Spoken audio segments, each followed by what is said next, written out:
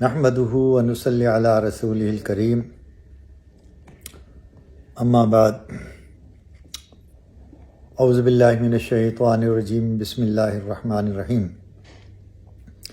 ما یود الذین کفروا من اہل الکتاب ولا المشرکین ان ینزل علیکم من خیر من ربکم واللہ یختص برحمتہ من یشاء واللہ ذو الفضل العظیم۔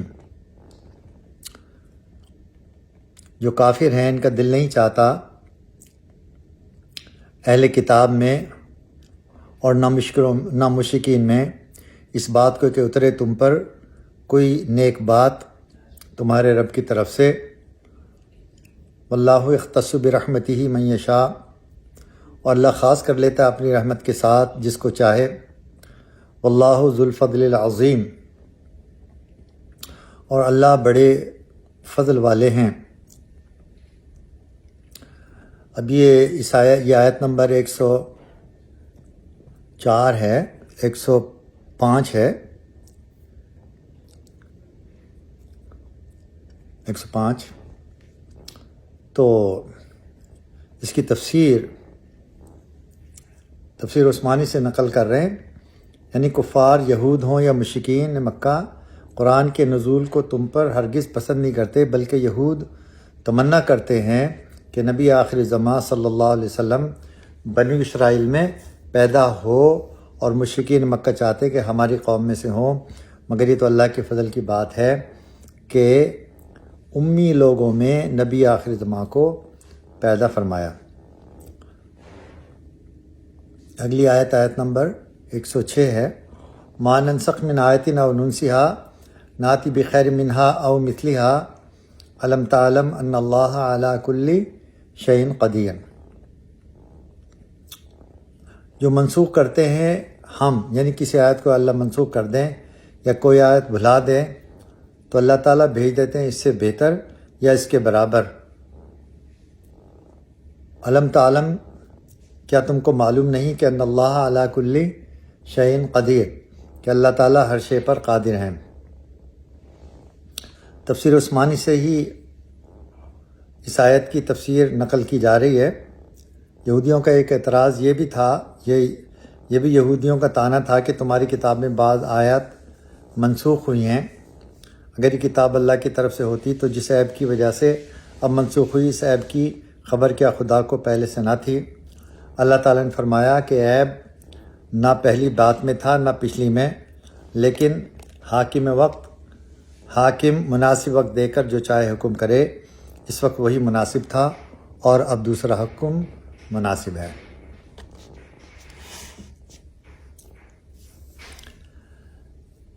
اب یہ جو تفسیر کا حصہ بیان کیا جائے گا، یہ تفسیر ابن کثیر سے نقل کیا جا رہا ہے۔ حضرت عمر رضی اللہ تعالیٰ عنہ نے خطبے میں ننساہا پڑھا اور اس کے معنی مؤخر ہونے کے بیان کیے۔ ننساہا جب پڑھیں تو یہ مطلب ہوگا کہ ہم اسے بھلا دیں۔ اللہ تعالیٰ جس حکم کو اٹھا لینا چاہتا تھا وہ نبی صلی اللہ علیہ وسلم کو بھلا دیتا تھا، اس طرح وہ آیت اٹھ جاتی تھی۔ مسلمان کل کے کل متفق ہیں کہ احکام باری تعالیٰ میں ننسخ کا ہونا جائز ہے۔ دیکھیے، پہلی بار اس عورت کی عدت جس کا خامد مر جائے 1 سال تھی، لیکن پھر 4 مہینے 10 دن ہوئی، اور دونوں آیتیں قرآن پاک میں موجود ہیں۔ قبلہ پہلے بیت المقدس تھا، پھر کعبۃ اللہ ہوا۔ دوسری آیت صاف اور پہلا حکم بھی ضمناً مذکور ہے۔ پہلے مسلمانوں کو حکم تھا کہ ایک مسلمان 10 کافروں سے لڑے اور ان کے مقابلے سے نہ ہٹے، لیکن پھر یہ حکم منسوخ ہو کر 2 کے مقابلے میں صبر کرنے کا حکم ہوا، اور دونوں آیتیں کلام اللہ میں موجود ہیں۔ پہلے حکم تھا کہ نبی صلی اللہ علیہ وسلم سے سرگوشی کرنے سے پہلے کچھ صدقہ دے دیا کرو، لیکن پھر یہ حکم منسوخ ہوا، اور دونوں آیتیں کلام پاک میں موجود ہیں۔ اسی آیت کی نقلی تفسیر مظہری سے نقل کی جا رہی ہے۔ کتاب اللہ میں نسخ آیات کا نسخ چند وجود پر آیا ہے۔ ایک تو کسی آیت کی تلاوت کے وقت انتہا بیان فرمانا اور حکم کا اپنے حال پر باقی رہنا، جیسے آیت رجم کا حکم باقی ہے اور تلاوت منسوخ ہو گئی، یا حکم کی انتہا بیان کرنا اور قرأت اعلیٰ حالہا باقی رہنا، جیسے اقارب کے لیے وصیت کرنے کی آیت اور وہ آیت جس میں عدت وفات 1 سال آئی ہے، اور یہ تلاوت اور حکم دونوں کی غیرت فرمانا۔ چنانچہ کہتے ہیں کہ سورہ احزاب مثل سورہ بقرہ طویل تھی، اس کے اکثر حصے کی تلاوت اور حکم دونوں اٹھا لیے گئے۔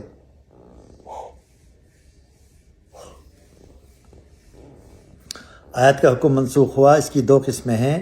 ایک وہ کہ اس حکم منسوخ کی جگہ دوسرا حکم قائم مقام ہو، جیسے اپنے رشتہ داروں کو وصیت کرنا میراث سے منسوخ ہو گیا، اور 1 سال عدت وفات کا ہونا 4 ماہ 10 روز سے منسوخ ہو گیا۔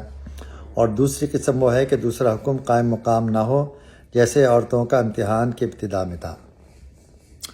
اب اسی آیت کی اگلی تفسیر ہم معارف القرآن مولانا عزیز کادھنوی رحمہ اللہ تعالی عنہ کی تفسیر سے نقل کر رہے ہیں۔ ایک صورت یہ بھی ہوتی ہے کہ حکم دینے والے کو اول ہی سے یہ بھی معلوم تھا کہ حالات بدلیں گے اور اس وقت یہ حکم مناسب نہیں ہوگا، دوسرا حکم دینا ہوگا۔ یہ جانتے ہوئے آج ایک حکم دے دیا، اور جب اپنے علم کے مطابق حالات بدلے تو اپنی قرارداد سابق کے مطابق حکم بھی بدل دیا۔ اس کی مثال ایسے ہے کہ مریض کے موجودہ حالات کو دیکھ کر حکیم یا ڈاکٹر ایک دوا تجویز کرتا ہے، اور وہ جانتا ہے کہ 2 روز اس دوا کے استعمال کرنے کے بعد مریض کا حال بدلے گا، اس وقت مجھے دوسری دوا تجویز کرنا ہوگی۔ یہ سب کچھ جانتے ہوئے وہ پہلے دن ایک دوا تجویز کرتا ہے،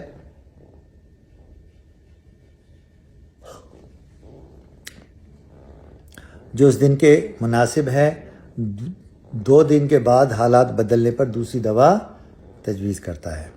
صحیح مسلم کی حدیث میں ہے، یعنی کبھی کوئی نبوت نہیں آئی جس نے احکام میں نسخ اور رد و بدل نہ کیا ہو۔ اگلی آیت ہے آیت نمبر 106۔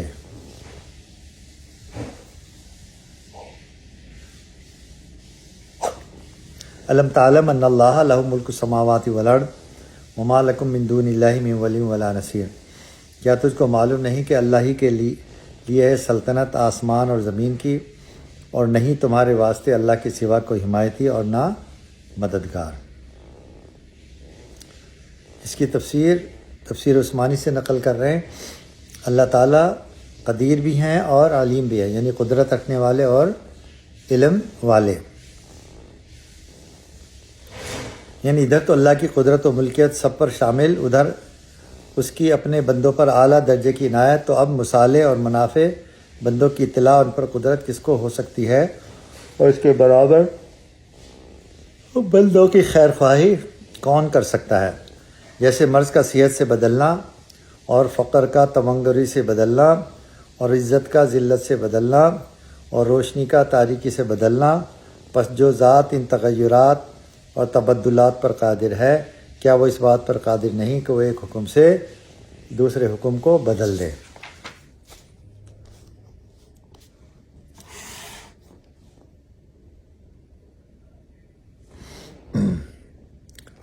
الہامی کتابوں میں نسخ ہوتا آیا ہے، اور الہامی کتابوں میں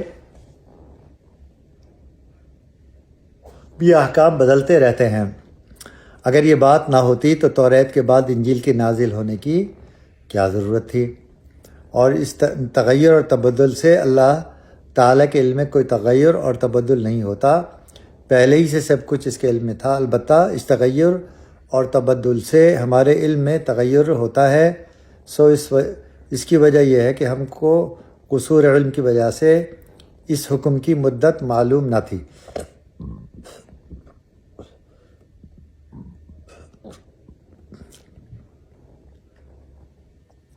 اور قصور فہم کی وجہ سے اس حکم کو دائم اور مستمر سمجھ بیٹھے۔ جب حکم ناسخ نازل ہوا اس وقت اپنے قصور علم کا علم ہوا اور قصور فہم کا فہم ہوا۔ قوانین حکومت میں بھی تغیر اور تبدل ہوتا ہے،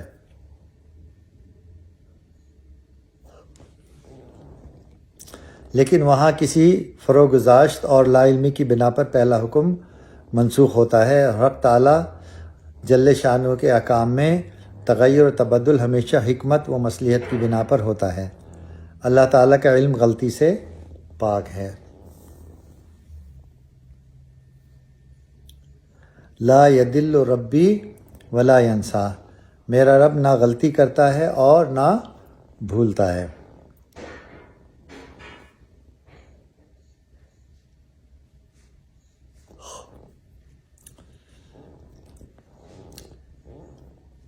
انسان کو لائق نہیں کہ وہ اللہ کو جھٹلائے۔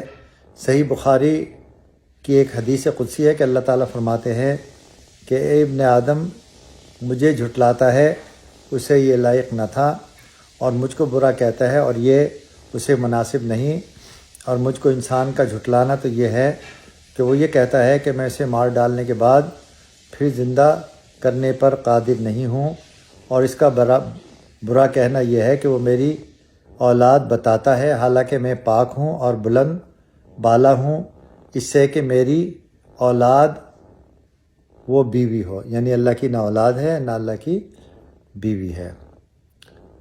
اب تفسیر کا یہ حصہ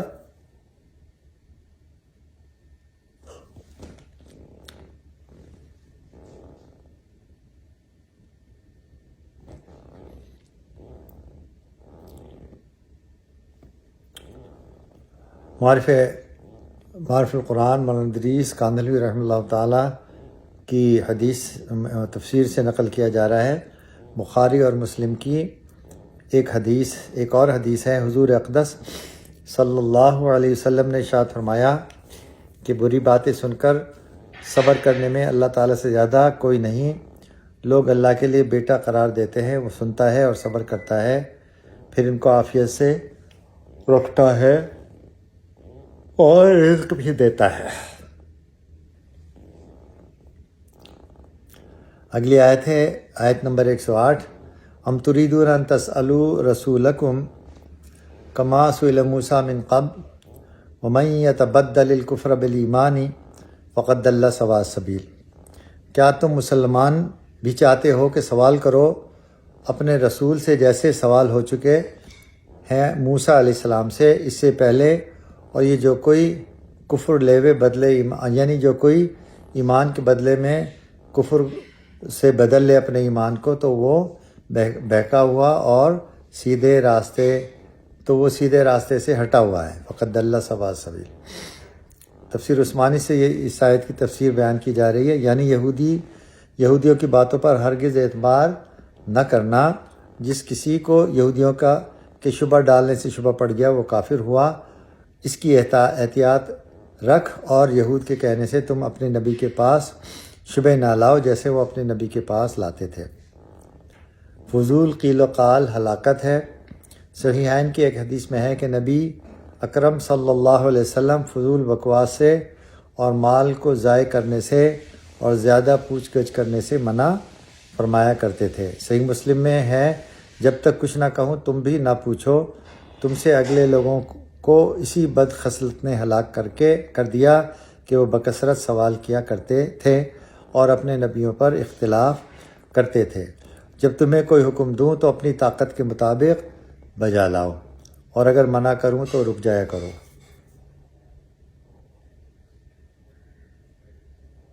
اس آیت کا سبب نزول تفسیر ابن کثیر سے نقل کیا جا رہا ہے۔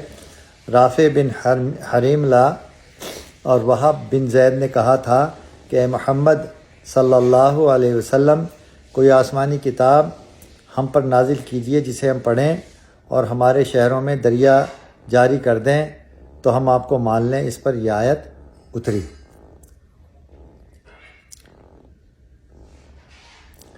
صحابہ کرام کی احتیاط کا بیان کیا جائے رہا۔ حضرت انس رضی اللہ تعالی عنہ فرماتے ہیں کہ جب ہمیں حضور صلی اللہ علیہ وسلم سے سوالات کرنے سے روک دیا گیا تو ہم حضور صلی اللہ علیہ وسلم سے کوئی بات پوچھنے میں ہیبت کھاتے تھے اور چاہتے تھے کہ کوئی گاؤں والا ناواقف شخص آ جائے اور وہ پوچھے تو ہم بھی سن لیں۔ حضرت برا بن عازب رحمۃ اللہ علیہ رضی اللہ تعالیٰ عنہ فرماتے ہیں کہ میں کوئی سوال حضور صلی اللہ علیہ وسلم سے کرنا چاہتا تو سال بھر گزر جاتا کہ مارے ہیبت کے پوچھنے کی حضور صلی اللہ علیہ وسلم سے جرأت نہیں ہوتی تھی، اور ہم خواہش کرتے تھے کہ کوئی اعرابی آئے اور حضور صلی اللہ علیہ وسلم سے یہ سوال کرے تو ہم بھی سن لیں۔ اسی آیت کی تفسیر کا یہ حصہ جو اب پڑھا جائے گا یہ تفسیر مظہری سے نقل کیا جا رہا ہے۔ مسلم بخاری کی ایک حدیث ہے کہ نبی کریم صلی اللہ علیہ وسلم نے فضول کلام، کثرت سوال اور اضاعت مال سے منع فرمایا ہے۔ صحیح مسلم میں حضور صلی اللہ علیہ وسلم کا ارشاد گرامی ہے کہ میں جب تک کچھ نہ کہوں تم بھی نہ پوچھو۔ تم سے اگلے لوگوں کو اسی بد خصلت نے ہلاک کیا کہ وہ بکثرت سوال کیا کرتے تھے اور اپنے نبیوں پر اختلاف کرتے تھے۔ جب میں تمہیں کوئی حکم دوں تو اپنی طاقت کے موافق بجا لاؤ، اور اگر منع کروں تو رک جایا کرو۔ یہ آپ نے اس وقت فرمایا تھا جب لوگوں کو خبر دی گئی کہ اللہ تبارک و تعالیٰ نے تم پر حج فرض کیا ہے، تو کسی نے سوال کیا یا رسول اللہ صلی اللہ علیہ وسلم کیا ہر سال؟ آپ خاموش ہو گئے۔ انہوں نے پھر پوچھا، آپ نے کوئی جواب نہ دیا۔ انہوں نے تیسری دفعہ سوال کیا، آپ نے ارشاد فرمایا ہر سال نہیں، لیکن اگر میں ہاں کہہ دیتا تو ہر سال فرض ہو جاتا اور تم کبھی بھی اس حکم کو نہ بجا لا سکتے۔ پھر آپ نے مذکورہ بالا ارشاد فرمایا کہ بیجا سوال مت کیا کرو۔ اللہ تبارک تعالی ہمیں کلام پاک کو پڑھنے کی، اس پر عمل کرنے کی توفیق عطا فرمائے۔ آخر دعوانا الحمدللہ رب العالمین۔ السلام علیکم ورحمۃ اللہ وبرکاتہ۔